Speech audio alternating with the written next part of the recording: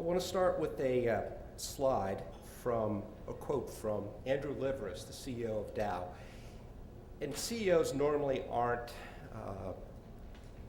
I would say that demonstrative about major changes that are coming down the pike. They tend to, because their shareholders speak in slower terms, if you will. A couple things in here that's interesting that Andrew said. One is the return of industries from offshoring, energy-intensive industries, and certainly we're starting to see that. And that he says that the greatest discovery of our time is the development of shale gas, and it's a huge and potentially long-term competitive advantage.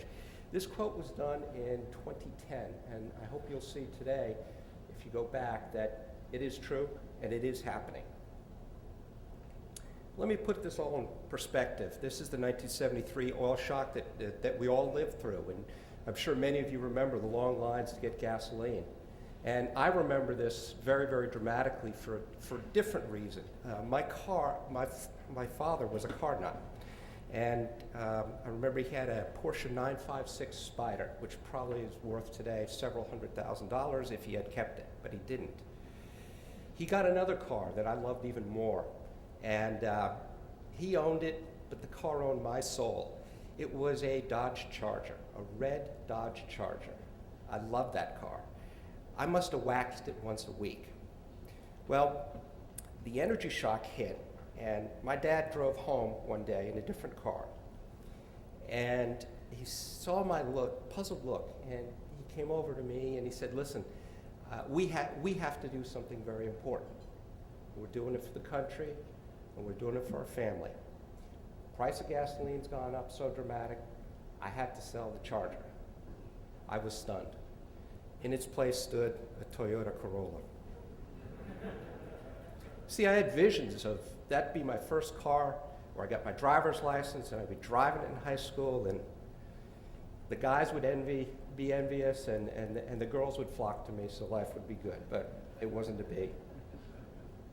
And that energy shock was really pretty dramatic. It's over a threefold increase in the price of gasoline and oil. It was followed very quickly by another energy shock.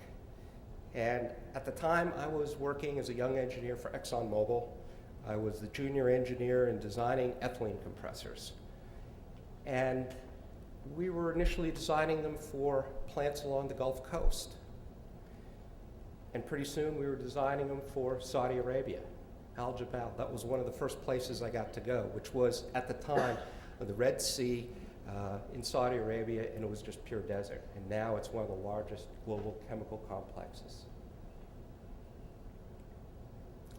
And that increase was pretty dramatic, over a twofold increase. Studies have been done,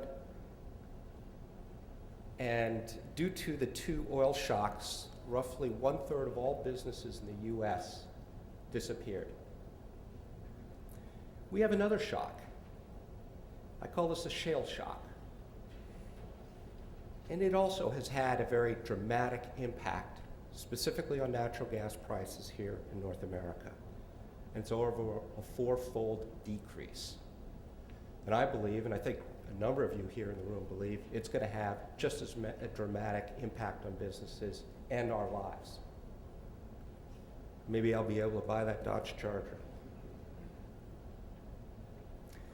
So let's talk about the North American advantage. And here in this slide, you can see the price of natural gas in 2008 and early this year in 2014. And the notable point is that we have a natural gas price which is roughly 1/3 of our manufacturing competitors in Europe, China, Japan, South Korea. One of the things about natural gas that's different from oil is it is a gas. And in order for you to transport the gas, you need to compress it and refrigerate it, and that costs. So if we start exporting our natural gas here from our low prices, we're going to have to add on $5 or $6, in this case per million BTU is what I'm using. And so therefore, we will maintain always that advantage over our competitors, even if the industry starts exporting. And that advantage is pretty tremendous. Oops. You also saw here the difference between crude oil and natural gas. They used to trade in the US at roughly the same price. And the reason why they would trade at the same price is, well, they're used primarily for energy use, for heating our homes, for cooking, for producing electricity. So it made sense that they traded the same price. But now with, again, abundant natural gas, we're seeing the decoupling of crude oil, which can easily be transported overseas, versus natural gas, which cannot. Why is the shale industry important? Well, shale industry is important in energy-intensive industries, such as making steel or glass, where maybe 30% of the cost of those products is energy. But it's even more important to the chemical industry. See, the chemical industry uses not only the methane, which is the natural gas that goes into our pipelines, but also uses the other products you heard about, ethane, propane, butane, and so on. They're the raw materials for the chemical industry. So the chemical industry gets a twofold benefit. It gets the raw materials or chemical feedstock, as well as the fuel benefits. And for some chemicals, that can be as much as 90% of the cost. So it's tremendous. So imagine if 90% of your manufacturing costs are now 1/3 of your competitors globally, what's going to happen? And of course, in this slide, the chemical industry is everywhere. We go from shale gas to the ethane, propane, butane, to intermediate chemical products, and into a whole slew of downstream products and market sectors. In fact, more than 90% of all manufactured products in the US have a significant, more than 10% chemical content. So it impacts everything.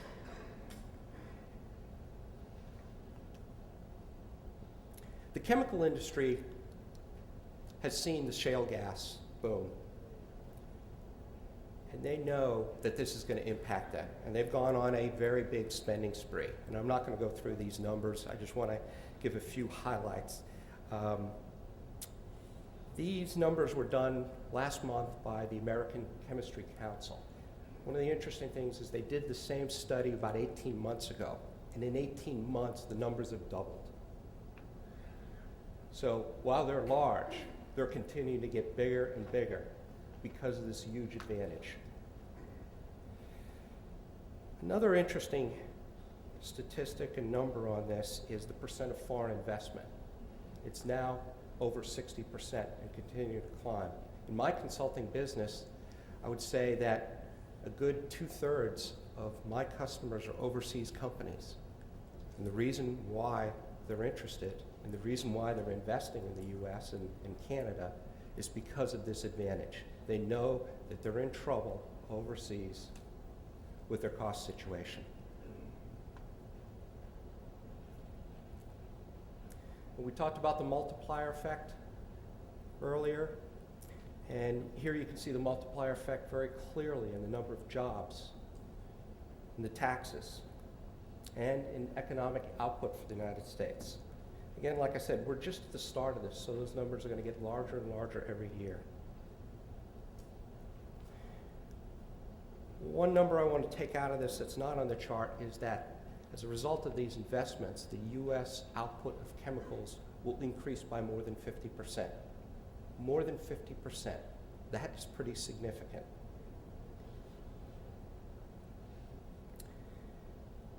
Now let me take you through a little bit of economics, and I think you can see this later with some of the other speakers. This is some work I did on ethylene economics and why is ethylene important. Ethylene is the #1 chemical produced, and so it's a good barometer of what's happening. And in this case, we have the US with natural gas prices at $4.50 per million BTU, and we have China using, at the time that I did this slide, $109 per barrel oil. And China, of course, has far lower wage rates and so on. I'm not going to go through the math. If you want details on this, leave me your business card or it's on my website. I'd be happy to walk you through that. The point is that even after including profit to the industry that North America has a fourfold advantage. So what we're seeing is that lower natural gas prices almost directly, in this case for ethylene, flow through the chemical system. This is a presentation I did with some detail with PricewaterhouseCoopers detailed white paper.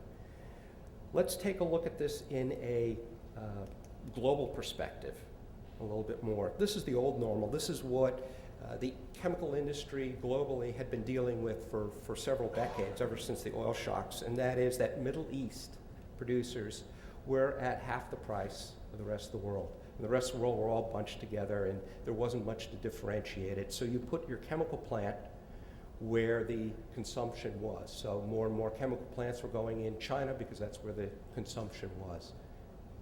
Why ship the chemical? You can produce it for the same cost just about everywhere. Now we have what I call the new normal, where North American costs are roughly the same as the Middle East. That's huge. And everybody else is far higher priced.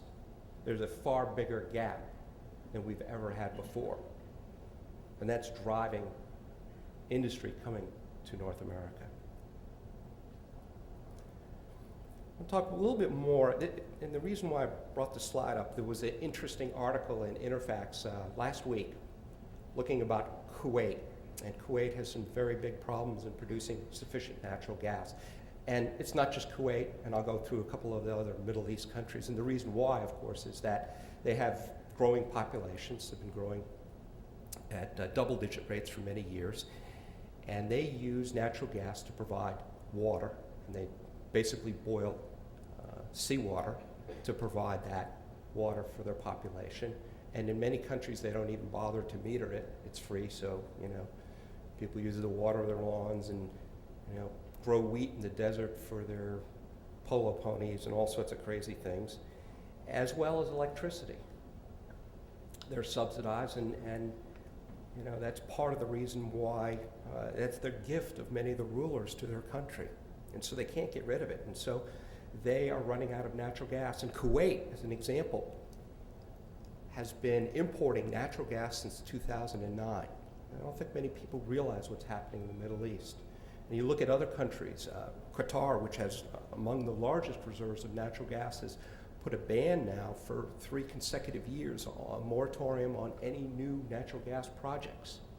They don't have enough natural gas. United Arab Emirates recently admitted that they are going to be running out of natural gas. They don't have sufficient natural gas, and so they're making moves to get additional natural gas. They're going to be investing in North America, they specifically said, a shale gas state. You've got other countries like Iraq. Iraq has never been able to really put the infrastructure in place to get a hold of their natural gas. Iran, due to sanctions, they can't export natural gas, and they can't really participate in the global chemical industry, so they're out. Saudi Arabia will not allocate any natural gas to any new businesses or new chemical plants. So the Middle East is in a very different position. And so going back to the chart shown previously, I firmly believe that there's going to be a big shift. The Middle East is going to move up in cost structure.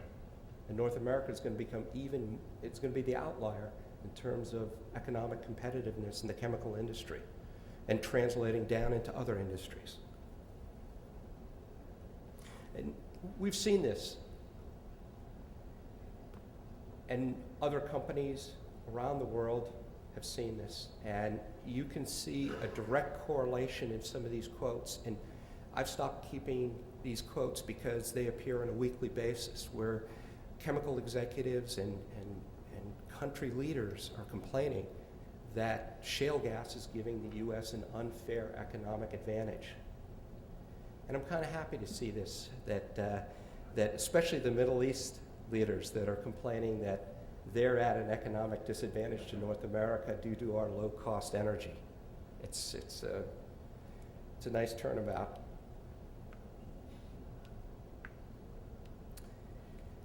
Last year there was a lot of discussion about the crackers, and now we have 4 announced crackers for the Appalachian Basin. So I want to spend some time quickly going through this and give you my perspectives, which may be different. Historically, a large amount of the U.S. Chemical industry has been on the Gulf Coast, and there's good reasons why. And I just want to hit 2 of them that are very important so you understand. One is that there's a large installed base of chemicals and refineries already in the Gulf Coast. So therefore, there's lots of efficient suppliers and a good labor pool that's down there. You have, we talked earlier about educating people. They have schools that are dedicated to a curriculum for running a chemical plant or refinery. So that's why chemical companies and refineries like to locate there. They've got that existing infrastructure, as I call it. An interesting thing too, the chemical industry buys and sells from one another. So chemical company A will sell something to chemical company B, will sell something to chemical company C. 70% of all sales is to other chemical companies. Really strange occurrence. So you put your plant where your customers are. Kind of makes sense. But there's problems on the road. And we're starting to see that in the Gulf Coast. Large tracts of land are difficult to find. It's great if you already have an existing site, but go try to find 100 acres in Baytown, Texas, as an example. You're not going to find it. Communities have grown up around it. There's also the railroads down there at their limits. And that's causing huge bottlenecks. You need to move a rail car 50 miles. It might take you 30 days. And many of the areas are in EPA non-attainment zones. And so therefore you have to have all sorts of offsets, and that costs a lot of money to get in place. Regional locations are starting to get interesting. And one of the things that they benefit from is avoiding transportation costs. And that's why the Appalachian Basin, we'll see a little later, is so interesting. Local raw materials from shale, the ethane, propane, butane, as feedstocks, and local demand for the downstream products to be used to manufacture goods. They're used and consumed locally. And we avoid the Gulf Coast bottlenecks. This works very well, especially when starting it, when you consider that the products produced by these crackers are not sold to other chemical companies. We have crackers going up like Braskem, Appalachian Resins, where they're only going to do ethane to ethylene to polyethylene. The polyethylene gets sold to the plastics guys that make plastics parts that we all use. So they're not selling to any other chemical companies. So we're going to see more of these kind of plants being built because they avoid some of the issues and constraints in the Gulf Coast. So we saw the initial wave of crackers in the Gulf Coast, and it made a lot of sense because they could leverage their existing infrastructure and get them built very, very quickly. The next wave, we've got 4 of them now for the Appalachian Basin, and I believe, and we'll see a little later, we're going to have a lot more. We talked about them being single product plants, ethane to ethylene to polyethylene. And that has a big advantage because in the past, these cracker plants were fed other feedstocks than ethane, such as naphtha or crude oil, it's a semi-refined crude oil, or they mixed ethane with butane and other hydrocarbons, and out of the cracker you would get not just ethylene, you get propylene and butadiene and so forth, many other chemicals. Well, it costs you money to separate those chemicals. That was great if you could use them. But by producing only ethylene from ethane and avoiding the need for the separation costs, they've reduced the cost of building a plant by as much as 30%. And that's real important. It lowers the barrier of entry.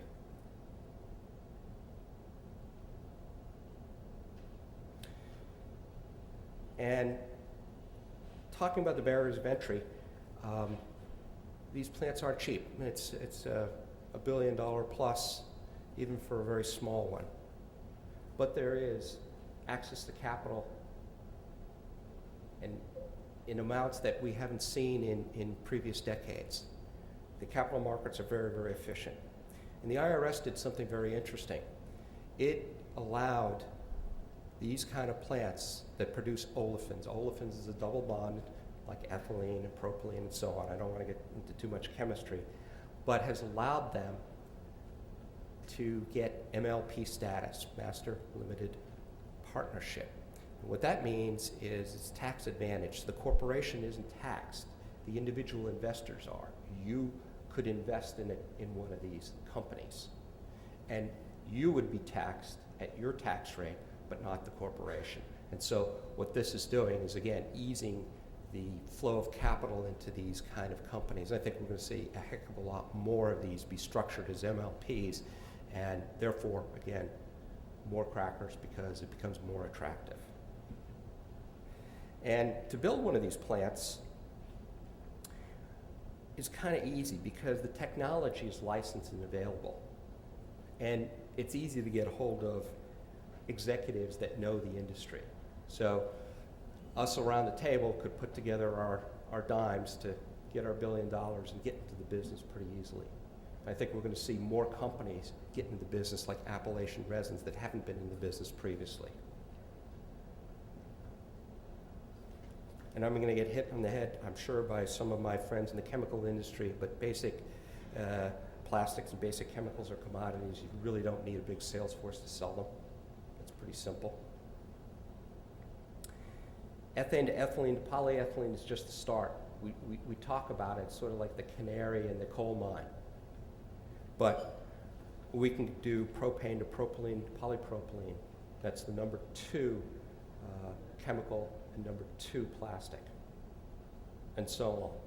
And by the way, once these plants are in place, once, say, the Braskem plant in West Virginia is operating and producing and cracking ethane to ethylene to polyethylene, somebody's going to come along to Braskem and knock on their door and say, hey, we'd like a little ethylene.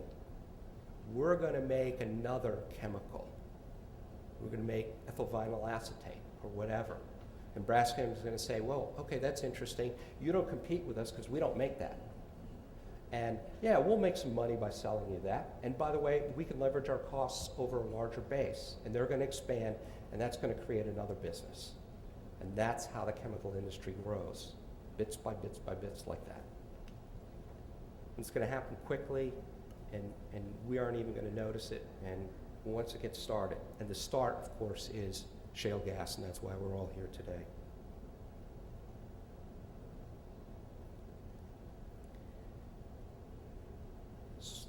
A couple of other interesting things, and sort of putting it all together from a business perspective, we're seeing a number of interesting business tools come into place that I'm sure that the business schools are going to be talking about for quite some time. And some of these, of course, have already happened in the exploration and production industry in producing the shale gas. We're seeing mergers and acquisitions occur. We're seeing joint ventures, in this case, for a new ethane cracker in this region, by 2 companies working together that never worked together before. We're seeing some of the larger players, LyondellBasell recently made an announcement for additional expansion. What's interesting about that is that once one of the big guys, like LyondellBasell, expands, the other guys are going to be forced to expand. I had this explained to me by the VP of Strategy at Nova Chemicals. He said, listen, if one of the big guys expands, we have to do it because we're going to lose market share. We lose market share, we're on a road out of this business. So we're going to expand. It's kind of counterintuitive, but it's an interesting thing of how the industry works. We talked about completely new companies appearing, and I think we're going to see a bunch more. It's just too easy to get into this business, and some of these are going to be more aggressive than the chemical companies that take months to make a decision, if not years. Of course, MLP, we talked about it. European and Asian shutdowns, we're already seeing that. And they're stating directly that they're not competitive with what's happening in North America. And one of the interesting ones that happened about 2 months ago was Total. Total is a large integrated chemical and oil company, much like ExxonMobil or Shell. And they're shutting down a plant in Carling, France, that had produced ethylene, polyethylene, propylene and polypropylene. And they're getting out of the business for that one plant. And it's interesting because it's one of the big guys getting out of the business, or at least for that plant. And of course, we've got global investments. We've seen that with a number of different players here, in this case, Braskem. And Braskem, if you don't know, was looking at the time, they made their decision to build in the US, to build a large cracker in Brazil. Brazil has had a huge offshore oil and gas find. And then Brazilian big oil company went to Braskem and said, hey, we got a lot of ethane available and here's the price and would you like to build a plant there? And they were looking at that and they said, well, wait a second. We can get the ethane and we can get fuel from natural gas from the Appalachian Basin for far lower cost. Why would we want to build there? Here's the price that we're getting. Can you meet it? And they said no. So Braskem's building here. And of course, we're seeing some companies take ethane and try to run it in their units overseas. In this case, INEOS, but there's a couple of other companies, mostly based in Europe, that are going to do the same strategy. The problem with the strategy is that, again, they get that barrier. Ethane is a gas. In order to ship it over to Europe, they're more than doubling the price. So they're not really going to be competitive with products here in North America, but it's better than shutting down your plant. This is a pretty dramatic set of business changes that are occurring. And again, it's just like what's occurred in the exploration and production companies, where many of them have mergers and acquisitions. We see a lot of JVs. We see a lot of foreign companies come in, a lot of innovative ideas come in. The same thing is being repeated over in the chemical industry. The same huge set of investments, the same big impact in number of employees needed and taxes and jobs brought to the industry. It's going to ripple effect right through the chemical industry, into the plastics industry, and then downstream manufacturing. One slide I want to show on, because the question always comes up, do we have enough ethane? And I think a couple of speakers later on are going to cover it, so I'm just going to go very quick. This is from Mark West, which was looking at their Marcellus and Utica. Mark West is a midstream company. They separate out the ethane, propane, butane from the methane and put it into pipelines to sell to customers. And the two lines are, the two big arrows are the difference in a 1-year projection in terms of how much ethane that's going to go to market. And the numbers are staggering and they keep going up. Let's go into plastics real quick. This is polyethylene economics. So I took the ethylene. You and I can't really do anything with ethylene, but we can make polyethylene plastic out of it. And same sort of thing, competing against China.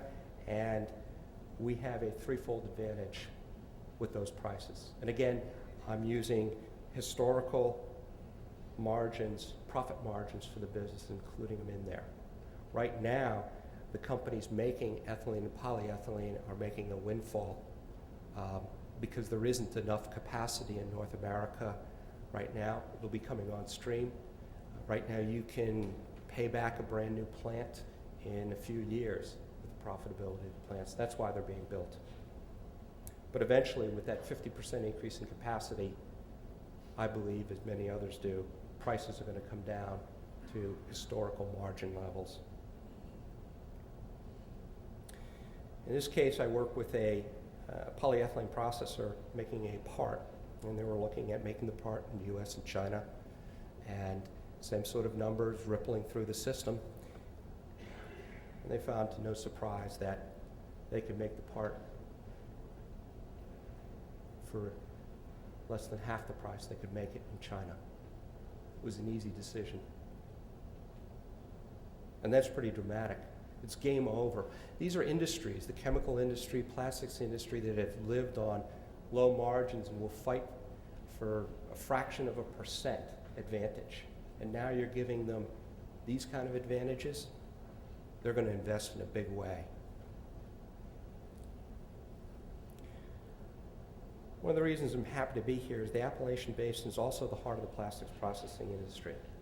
This is Akron. Short distance from here is where the tire industry and polymer chemistry first grew up, and it's still the heart.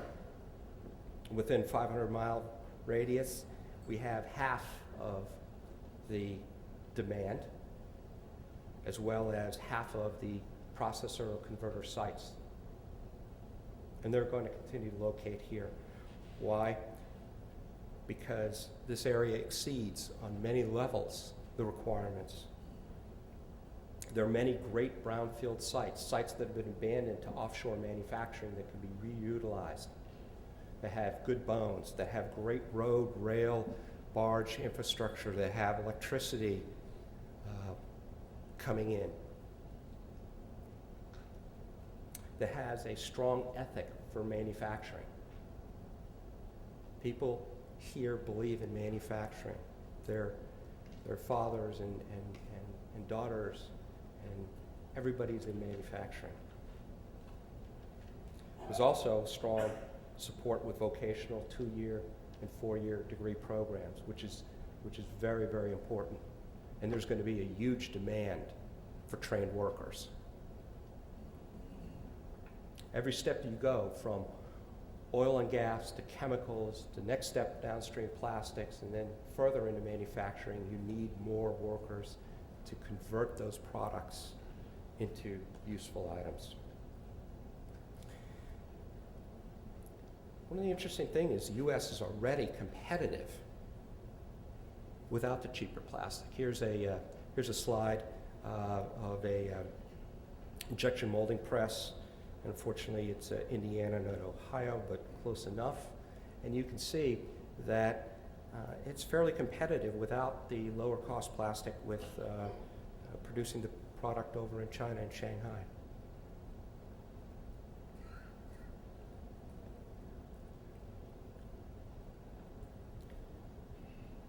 Let's see if this goes correctly. Oh.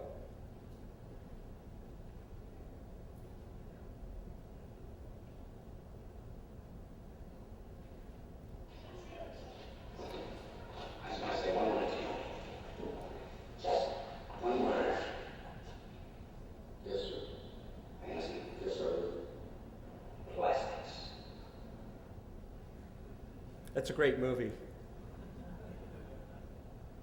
That's sort of my one word. Let me take you very quickly through another couple of slides and talk about disruptive impacts. We're going to see some very big changes occurring, and a lot of companies aren't going to see this coming. A lot of industries aren't going to see some of these changes coming. And I just want to briefly hit on a couple of them because I think they're very important for people to understand. Oops, wrong way. Onshoring. One of my favorite examples is toothpaste tubes. Toothpaste tubes are nearly 100% made in China, which is kind of interesting. As you see from some of the economic slides, we can make them cheaper than China, which is great. We can make toothpaste tubes that we use here in the US and toothpaste tubes for Europe, and why not toothpaste tubes for China? And toothpaste tubes are, just the start. You look around, you're all holding pens made out of plastics, or at a hospital, the syringes, IV bags, lots of simple things that we use. Millions of products per day can be made and will be made in North America due to shale gas advantage and lower cost plastics. And this is going to require hundreds, thousands of plastics processor companies, and we're going to see that hopefully a little bit later today and talk about that. But it's a pretty dramatic change. And I bet you many of those companies in China that are making toothpaste tubes won't realize, but all of a sudden, they're not going to be able to competitively price their product and sell their product to, Colgate to make and sell in the US. Here's another one that's kind of interesting, substitution. So substituting for other products, not in kind. One of the interesting things I have, as many of you do, a deck. I had to get it, it was pressure treated wood. It wasn't looking good this year, so get it pressure washed, get it stained. Kind of a pain in the neck to do that every couple of years. Well, you can get plastic composite wood. Looks beautiful, holds up, don't have to stain it. And now, with lower cost plastics, we're going to start to see those products replacing pressure treated wood at the local hardware store, local lumber yard, where you can get a better deck for the same price. I don't think the wood companies see this coming.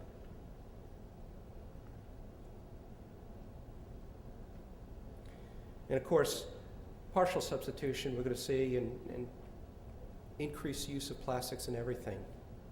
Cars are a great example. 20% of a typical car right now is made of plastics. That number is only going to go up very dramatically. And there are programs in place with some of the car manufacturers and suppliers, the car manufacturers, to start figuring out what else we can replace and put plastics in, which creates a whole nother set of jobs and industry for companies that can grab the vision. This is one of my favorite ones, natural gas versus crude oil. Of course, chemicals can be made out of natural gas and ethane, propane, and so on, but they can also be made out of crude oil. Some chemicals can only be made out of crude oil for a variety of reasons. Perhaps one day we'll have the technology to make it out of the natural gas route, but right now they're made out of crude oil.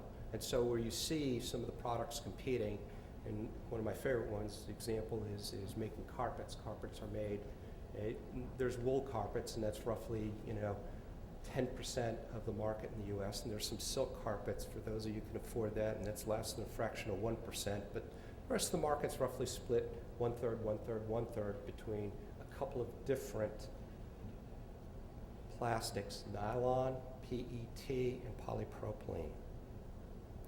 One of those has a significant crude oil component, and that's going to be very dramatically impacted, and I believe it will not be able to compete in the coming years. So you're going to see industries, the carpet making guys and the folks making equipment to go to make these carpets in these textile mills. They're going to switch over. There's going to be winners and losers.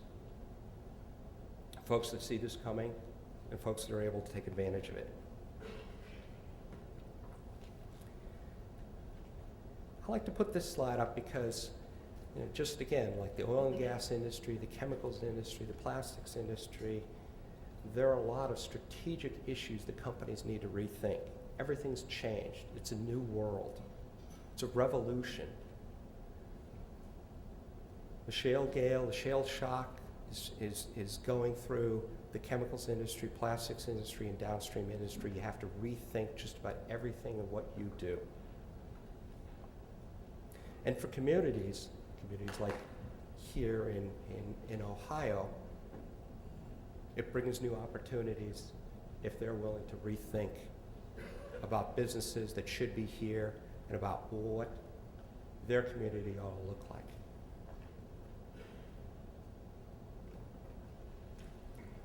A couple of conclusions. We have a business revolution. It's not a shale gas revolution, it's a business revolution. Sure, shale gas has allowed the chemical industry to change, plastics industry, and I believe a renaissance in US manufacturing. And there's a new normal. Everything we thought before, the Middle East was the cheapest place for energy and will continue forever. That US was not competitive in manufacturing and would be relegated to decades of offshoring. All those thoughts now can be changed and will change. So with that, I'd just like to conclude, and if there's any questions, be happy to handle them. Hello. Thank you, Tom. Dan Shingler, where are you?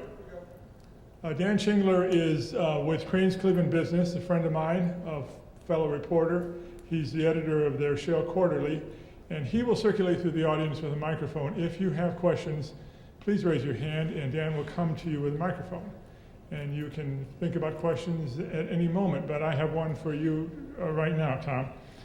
Is there a race to get these plants built in the Appalachian Basin before too many long-term contracts are signed to ship these gases down to the Gulf? I read about these long-term agreements a couple times a month. Yeah, you know, one of the interesting things, it's a great question, and I'm not sure I can give you good enough an answer, and please ask this a case of Tony Palmer, because I think he can answer probably better than I can. The oil and gas producers want to make sure there's a market for their product, so they try to sign long-term deals for folks who take their natural gas as well as ethane, propane, butane, so they know and are assured an outlet for their products. Makes sense. And some of these agreements are, 10, 20 years. They're pretty long. In the chemical industry, you are making a big gamble if you're not ready to build a plant to make a deal for somebody supplying you product. So you have a big liability that's potentially out there. And this is one of the big stumbling blocks potentially down the road for making sure the plants are there at the right time to take these products as opposed to finding other sources. The interesting thing for some of these, like ethane is a great example, their only real use is the chemical industry. So they're going to have to find chemical companies for home, whether they're overseas or the U.S., to take that product. I'm not sure how you resolve this, but it's an interesting dilemma, and I think one that's one of the biggest challenges in the industry.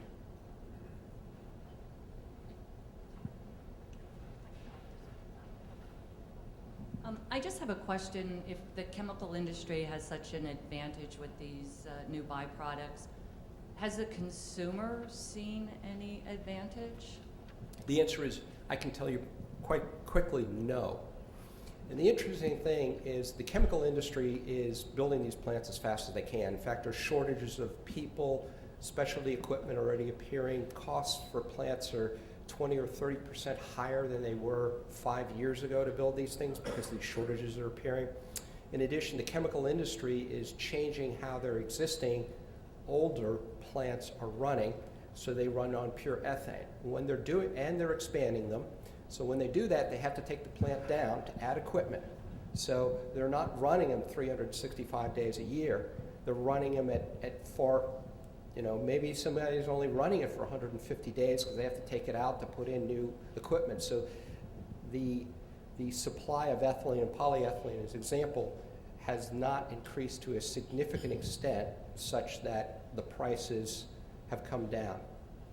And they won't for, again, my guess would be, and you can ask some of the other speakers, another two years for that to ripple through the system. Do you foresee that happening, or do you just foresee? I foresee it happening.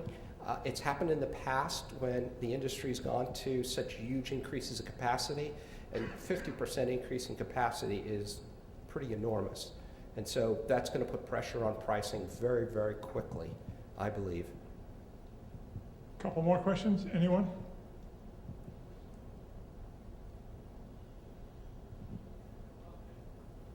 Right here. On the 4 crackers, which ones do you think are going to get built first, and which has the highest probability and the least probability? Can you handicap the 4 crackers? Well, that's a difficult one. Shell is very, very methodical about this thing, and I think Shell is going to go ahead, but Shell is probably the first one to announce, is probably going to be the last one to get in. I think Braskem is moving very, very rapidly from what I see. Braskem is just coming off of building another ethane cracker in Mexico, and they are shifting their teams over here to get that going in a very, very quick way. So I would say they are probably the first of them. Appalachian Resins has been working on this for quite a while. I see no more roadblocks for them. I would say they are next in line. And After that would be the combination of the Thai and Japanese companies before Shell. And I think they'll all be built. I don't foresee any of them not being built. The companies have too much at stake. They will make those happen. Was there a question here? Thank you. One of the questions the public has is, you know, they keep hearing about this shale and oil and gas stuff going on, and they keep saying, well, I haven't really seen much, I haven't had much impact. As you talked about the cost of production for manufacturing in the paradigm shift in reference to the U.S. and China, what's the time frame that you would project that you would start seeing not just a company or two, but industries start to shift to produce in the U.S., and how will that impact us? Yeah, the plastics industry is going to be the first. The chemical industry is the next to shift, and that's already happening. The investment numbers are going in. You can see the numbers, and maybe one of the later speakers has a chart on this where we can compare the investment in chemicals in Europe, which is basically stagnant, or South Korea or Japan, versus the U.S., and it's just tremendous. So a lot more jobs there already being created, and that will translate downstream to plastics next, and so on and so forth. Plastics processing industry probably won't get a huge boost until another 2 years or so, and then it'll start happening there, and after that it'll happen very quickly in some of the other manufacturing sectors. And there won't be a huge time lag. Plastic processing plants can go up very quickly as opposed to these big chemical plants that are billion-dollar bets. You know, you're only making a $100 million bet for a very large plastic processing plant. So they're easier and quicker to get up and running, and decisions being made about them. Okay, thank you very much, Tom. Tom will be around all day, and please see him at the break and continue the dialogue. Let's thank Tom for his presentation.